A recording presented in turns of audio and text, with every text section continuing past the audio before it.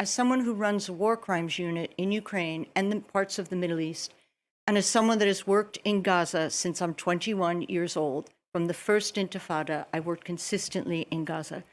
What has happened with us watching, the international community allowing what has happened, has been probably the most shocking and distressing thing I've seen in my lifetime. And I've gone through 18 wars and 3 genocides.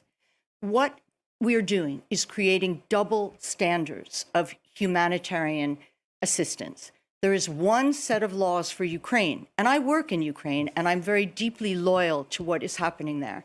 But there is one thing that happens in Ukraine, and there's another thing that happens in Gaza. If a bomb falls on a hospital in Ukraine, Ursula von der Leyen says it's a war crime, and 6 people are killed.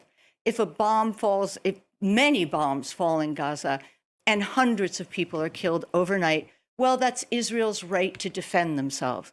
When how many thousand children? 13,000 children have been killed in Gaza. We barely focus on that. But when there's one family, and the Israeli hostage family that came back, the world suddenly is stunned and empathetic. What has happened to us as human beings if we allow this to happen on our watch?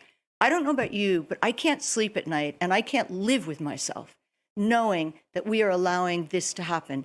We said never again after the Holocaust, and yet what we have right now is an absolute catastrophe, and beyond any kind of cruelty, Israeli policy has got to stop. And the international community has got to step in and do something for once, without double standards. There are human rights organizations. There are Israeli human rights organizations. There are UN experts who are calling this a genocide.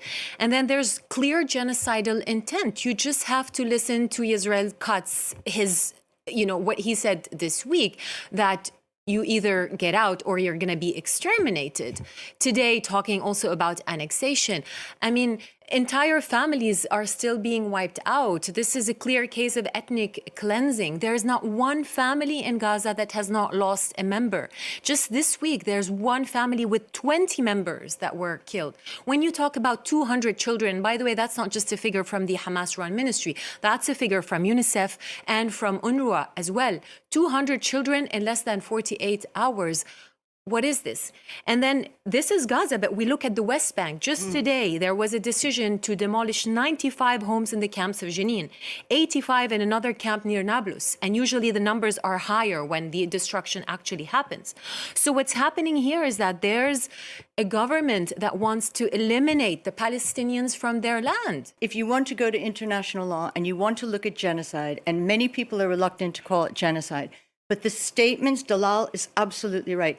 We don't need to do too much work because the Israeli government is doing it for us. Their statements They're outspoken about intent. their genocidal intent. The images that the Israeli IDF soldiers take on their own cameras documenting their own war crimes, they're giving us plenty of evidence.